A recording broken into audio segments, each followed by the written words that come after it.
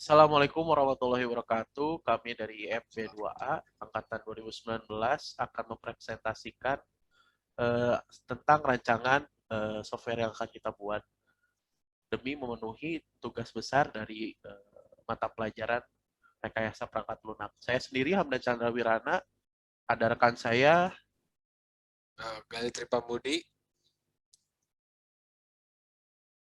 Oke, mungkin karena kita akan membahas rancangan ini dari yang pertama dulu ya. Namanya rancangan kita, oh ya, di sini juga ada soalnya.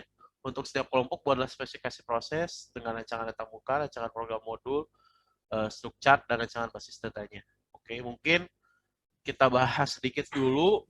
Di sini kita akan membuat software laporan barang keluar yang dimana ada rancangan awalnya itu ada tanggal mulai yang berupa text box untuk inputan dari user, ada juga tanggal akhir, ada bulan, tanggal keluar, kode organisasi, kode barang, nama barang, jumlah keluar satuan, tanggal cetak, dan halaman.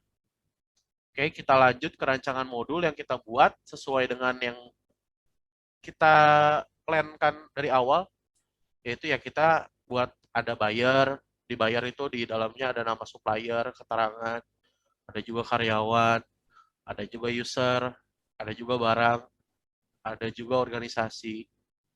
Nah, di ini tuh rancangan modul yang kita buat ini tuh untuk memenuhi rancangan antarmuka yang kita sudah desain pertama.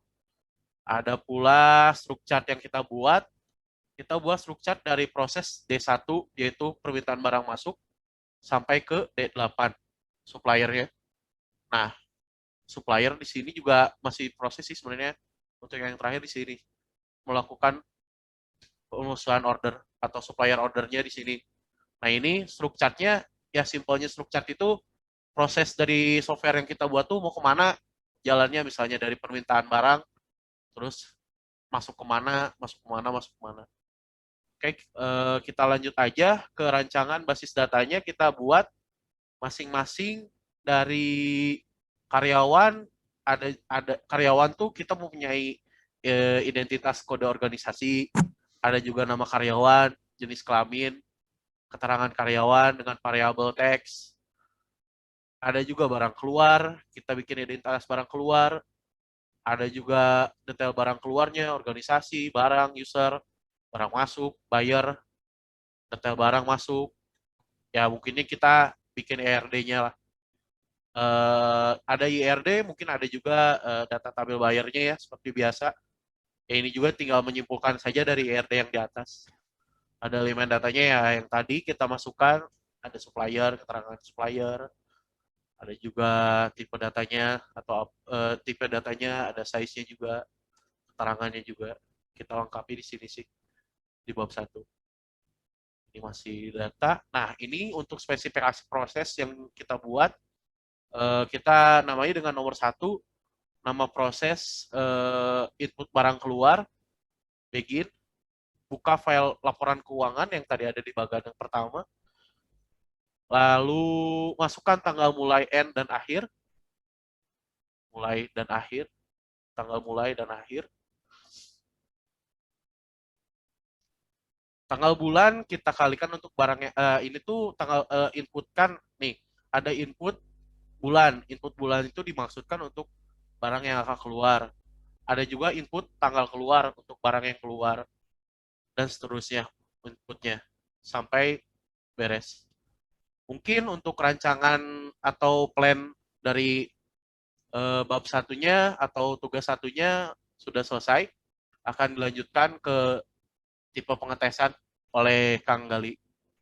Kang Gali, bisa dipersilakan. Ya. Uh,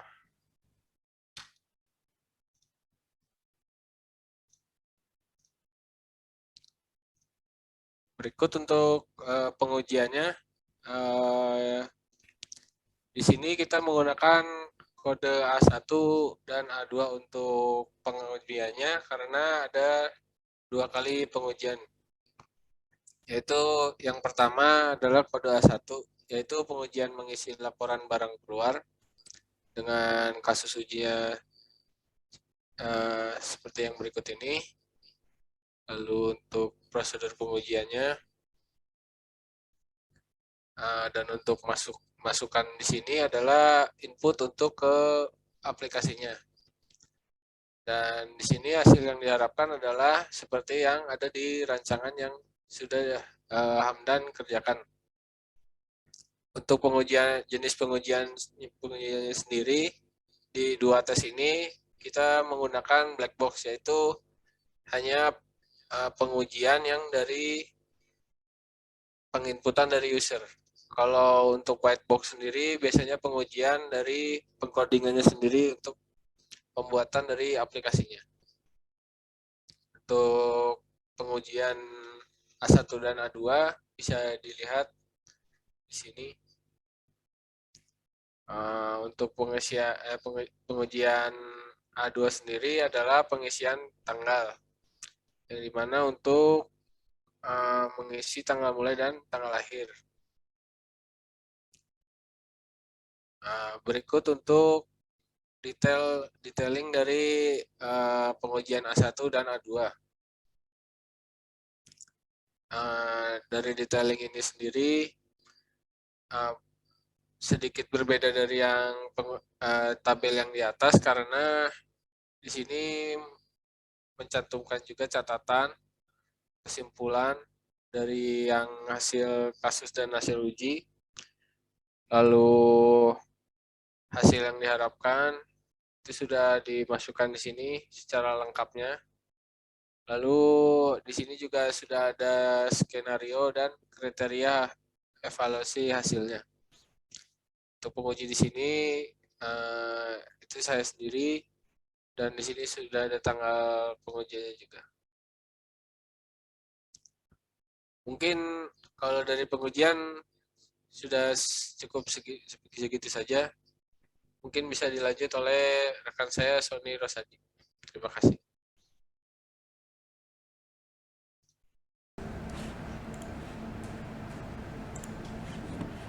Oke, selanjutnya kita akan menerangkan di bagian ketiga, yaitu perancangan dan implementasi dari rancangan kami yang sudah dibuat. Pertama, tahapan implementasi, terdapat lingkungan implementasi yang berupa spesifikasi hardware dan software, lalu struktur program dan program serta petunjuknya. Untuk bahasa pemrograman yang kami gunakan juga adalah HTML, PHP, dan MySQL saja. Lalu untuk perangkat keras yang digunakan adalah mikroprosesor Core i5, memori 4GB dengan monitor Full HD dan harddisk 500GB. Sedangkan untuk perangkat lunak pengaksesnya sendiri hanya dibutuhkan Windows 10 dan web browser serta Microsoft Office untuk penunjang pembuatan report jika ada.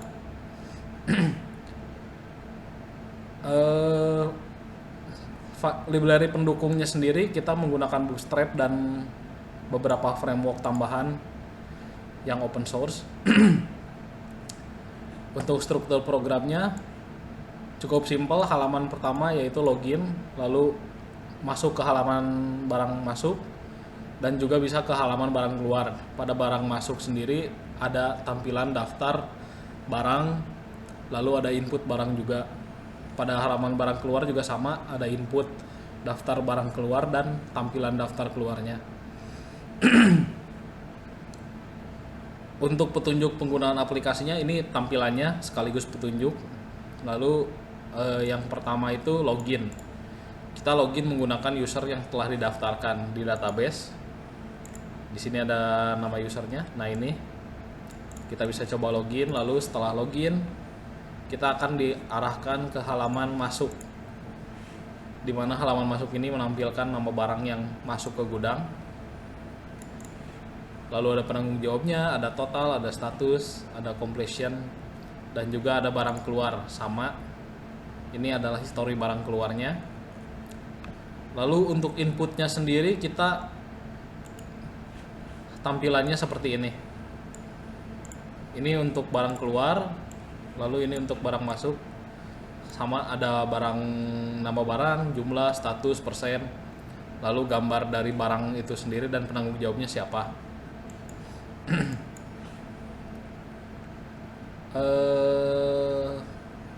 Untuk database-nya sendiri kita hanya menggunakan 3 table, barang keluar, barang masuk, dan user. Barang keluar dan barang masuk mempunyai struktur yang sama, yaitu ID, name, total, status, persen. Picture name ini untuk lokasi gambar dan upload gambar.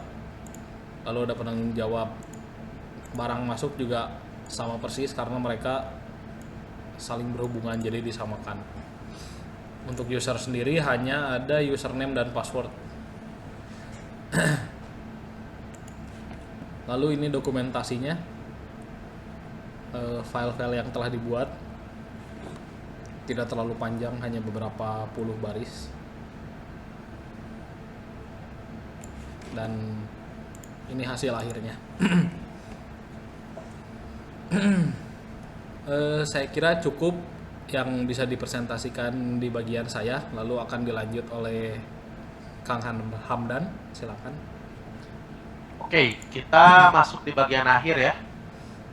Dari sekian banyak, bukan banyak sih, mungkin dari beberapa presentasi yang kami sudah uraikan di awal, dari mulai perancangan, baik pengujian, baik ini juga implementasi, kita dapat simpulkan ya, memang benar rancangan dengan implementasi ada miss sedikit, tetapi dalam rancangan kita sendiri udah mendekati di angka 90% dari rancangan yang awal kita sudah buat sampai ke tahap implementasi.